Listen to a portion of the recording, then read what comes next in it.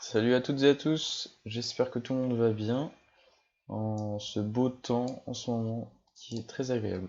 Cette semaine, courte semaine, puisque vendredi c'était férié, vendredi saint. À ne pas oublier aussi la semaine prochaine, semaine 16, lundi de Pâques, férié, les marchés sont fermés. Bien sûr, cette vidéo est en aucun cas un conseil en investissement. Les valeurs que je propose, je ne propose pas de les acheter ni les vendre. Cette semaine, courte vidéo, on a 10 valeurs, ESSO, CGG, les bullish, qui sont toujours intéressantes. Carrefour, ça pousse fort. Katana, Lumibird, intéressant. Galapagos, sympa. Vetoquinol qui décroche. Et Kinepolis qui est sur support. Et on finit avec Sanofi Vinci, assez classique, mais sympathique. Ceci dit, je refais la vidéo une deuxième fois avant, ma connexion venait de se couper, donc un peu chiant. Donc on commence par le CAC, mon canal aussi, on l'avait déjà dit. Et là ce qu'on avait fait, on avait tapé contre la MM200 ici, cette bougie là, du 29 mars. Et depuis, on a consolidé, on a latéralisé même je dirais. Et on est passé à la trappe là. On est passé à la trappe. On voit que le bas du canal haussier fait office de résistance maintenant. On le voit hein, une fois, deux fois, trois fois. Cette semaine, on est reparti vers le bas, mais on remonte et à se dire que quand ça passera, ça peut engager un mouvement haussier. Le niveau donc que j'avais tracé du coup tout à l'heure, c'était ce niveau-là, 6830 on va dire. Pas en une fois, hein. Si le CAC le fait en une fois, vaudra pas mieux passer à l'achat, mais attendre. Moi, j'attendrai en fait qu'il fasse ça, le CAC. Qui casse le bas du canal haussier, ensuite qui retape sur le bas du canal haussier pour faire un pullback, et puis après, bah, là, qui repartent voilà, pour casser les 6830, et puis après aller viser des objectifs, pardon, voilà. Voilà, voilà. Puis voilà. Enfin bon, comme je vous le dis à chaque vidéo, hein, avec la guerre là, on ne sait point ce qui va se passer, hein. Pas facile de prédire. Esso. Alors Esso, bullish de chez bullish cette semaine, truc de fou quoi. Elle nous a fait 17%, je crois, 17,50 le mardi, le jour d'après, elle refait plus 7%. C'est un truc de malade quoi. D'ailleurs là on a une belle bougie cadeau là. Une belle bougie cadeau. C'est-à-dire qu'une bougie cadeau, si vous prenez position, imaginons ici au plus bas, ou même à 50, on va dire à 50, vous prenez position. Voilà. Vous mettez votre stop, on va dire ici, parce que là elle est minuscule, ou même ici. Et vous mettez l'objectif, on va dire 62. Donc si vous passez à l'achat à 50, en fait, vous risquez quoi? Vous risquez 3%. Par contre, si ça passe, vu comme elle est bullish en plus, vous pouvez vous faire 23%. Donc là, le potentiel est énorme. Donc voilà, donc là c'est vraiment très très très bullish.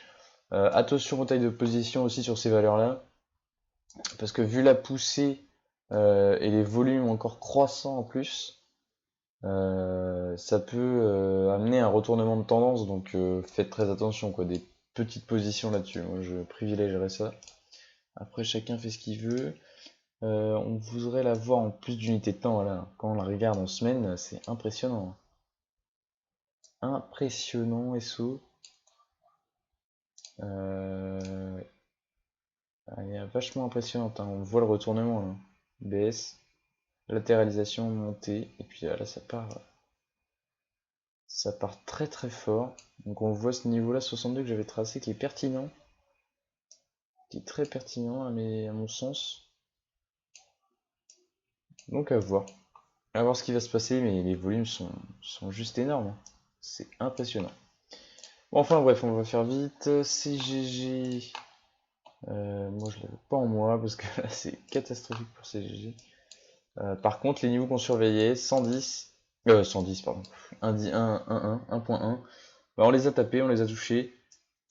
Consolidation, donc pareil. Là, on achète sur repli. On attend que soit le marché se stoppe sur 1.0275, ou alors, ce que je préférerais, sur les 1. Je préférerais sur les 1, ça ferait une consolidation un peu plus importante. Mais on voit bien, hein, pousser, consolide, décrochage. Mais après, regardez, ça monte, ça monte. Alors que les volumes sont décroissants. Petite latéralisation. Et là, dès qu'on casse les volumes, boum, ça part vers le haut. Ça repart. Consolidation assez minime par rapport à celle-ci, hein. Puis après, on repart encore. C'est très très soutenu. Et comme je vous l'avais déjà dit, c'est une valeur en plus qui est très vadée. Donc, si les fonds voient que l'action monte, donc leur perte augmente, bah, ils vont avoir plus tendance à couper leurs pertes. Et donc, le marché va augmenter en plus de ça, quoi. S'ils rachètent leur VAT, c'est d'ailleurs pour ça, hein, que ça augmente aussi vite, c'est GG. Enfin, je pense, hein, c'est pas inné, je connais pas tout. Donc voilà. On avait quoi? On avait du Carrefour. Euh, Carrefour, voilà. Je vous en avais parlé. Là, on vient latéraliser sur ce niveau de résistance, mais maintenant qu'il y a un support, on voit. Triple mèche en dessous, elle a jamais clôturé en dessous de 20,08. On voit la pertinence du seuil. Donc bah voilà, donc là même une petite bougie cadeau, hein, encore une fois, hein. Comme je vous le dis, une bougie cadeau, vous prenez position ici, vous prenez position au plus haut, hop, vous avez en perte maximum 1,26, ou même imaginons, vous mettez un stop, imaginons, 1,26 c'est déjà rien, mais vous pouvez vous faire sortir sur une petite bougie de merde. Mais même cette bougie là, voilà, vous êtes à 2,03. Avec les frais, vous êtes peut-être à 2,50 grand max. Bah, c'est cadeau quoi. Pour après la suite d'un mouvement, voilà. Donc passer à l'achat, moi je dirais sur une petite bougie cadeau comme ça, qui coûte presque rien quoi. Et ou passer à l'achat, moi j'aime bien breakout, on va dire breakout, mini breakout, mais de 20 à 46. Ouais. Donc soit l'achat là sur une petite bougie cadeau, soit achat sur le breakout des 20,46. Pour Carrefour, Carrefour c'est pareil, hein, on va la voir en semaine. C'est bullish, je vous l'avais montré, hein, phase de retournement. Et puis bah, c'est bullish, un prochain objectif 23,68. Mais bon, j'espère que ça va construire parce que là ça allait en ligne droite, hein. Là on est en bougie semaine, ça va en ligne droite, donc une consolidation serait pas mal quand même. Katana. Alors Katana, elle a fait une super mèche jeudi du coup, mais bah, pas terrible, hein. Pas terrible de voir ça. Katana, elle a ouvert ici. Elle est allée hyper haut dans la journée, elle était à plus 4-5%. Et puis bah, après, elle a clôturé en négatif en plus. Alors ça, c'est pas positif quoi. Donc moi, je pense que Katana va falloir encore attendre parce que les vendeurs ont été plus présents que les acheteurs quoi, tout simplement. Là, faut attendre.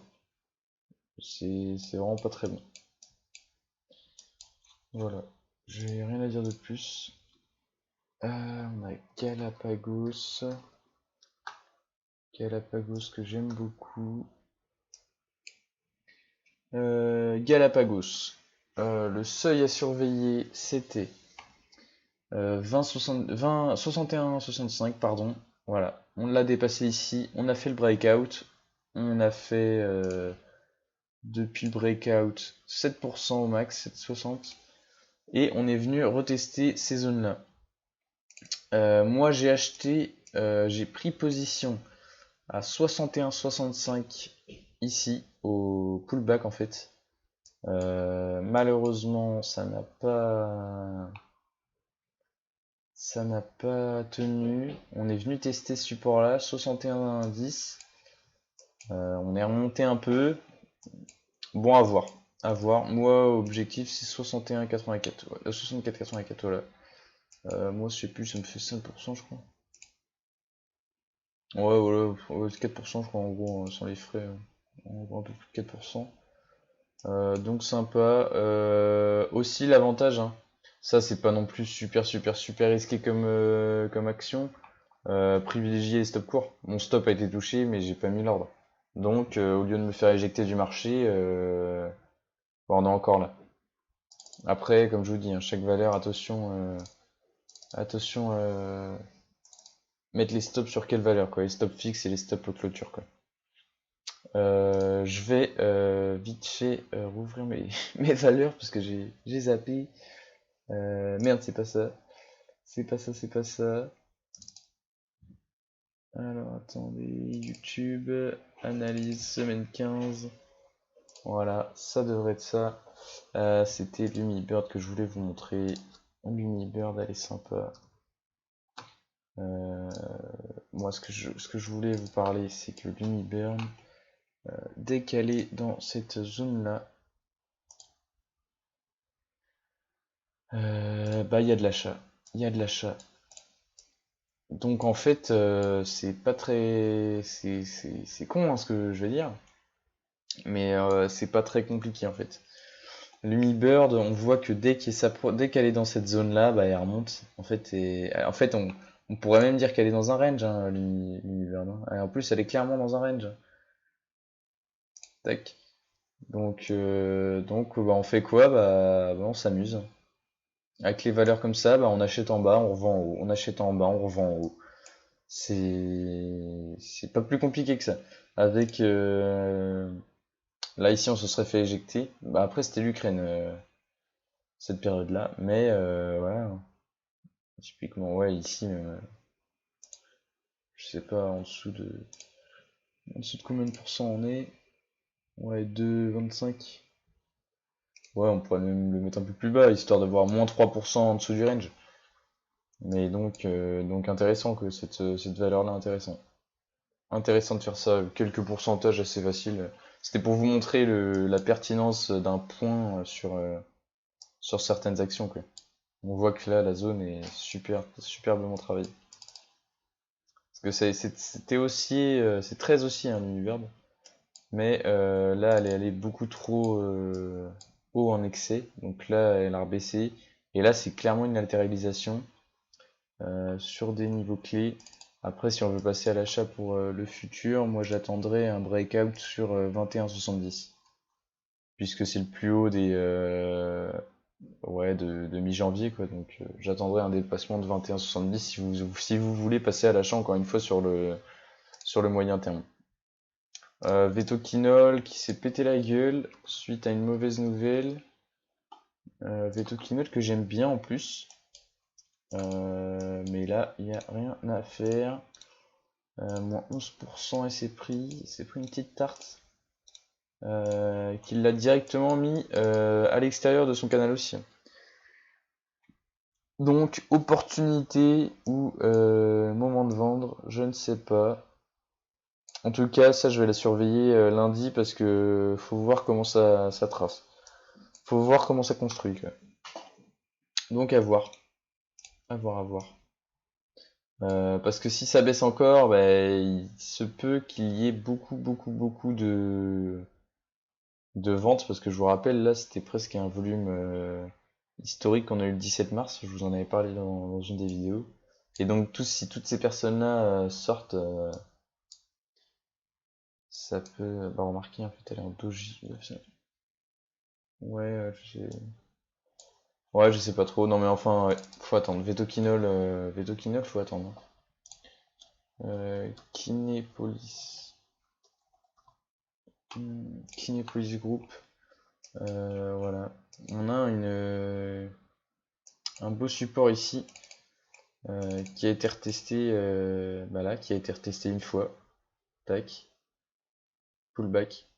Et on est reparti. Maintenant, on essaie de construire avec ça. Donc, si vous voulez tenter un truc sur Kinépolis, pareil. Passez à l'achat sur ce niveau-là. En gros, ce niveau-là. pour jouer. Par contre, là, c'est des petits trucs, hein. C'est vraiment, je pense que c'est plus dans la semaine qu'il faut se faire ça. Si on passe à l'achat là, on se fait 3,40. C'est toujours ça, 3,40, hein. Mais faites attention avec ces valeurs-là, parce que là, on voit qu'elle se rattrape, mais elle a perdu en ligne droite. Elle a perdu 10% en ligne droite, hein, donc faire attention. Fondamentalement, je sais même pas ils font quoi avec Kinepolis, hein. Là, c'est purement graphique. Donc voilà. On va aller regarder maintenant. Sanofi. Donc Sanofi qui tente de consolider un peu. Consolide. C'est bien parce qu'elle reste elle latéralise. Au lieu de consolider vers le bas, et consolide en. Elle consolide horizontalement, quoi. Donc ça, c'est plutôt propre. Pareil, si on veut repasser à l'achat, on attend dépasser ces niveaux-là.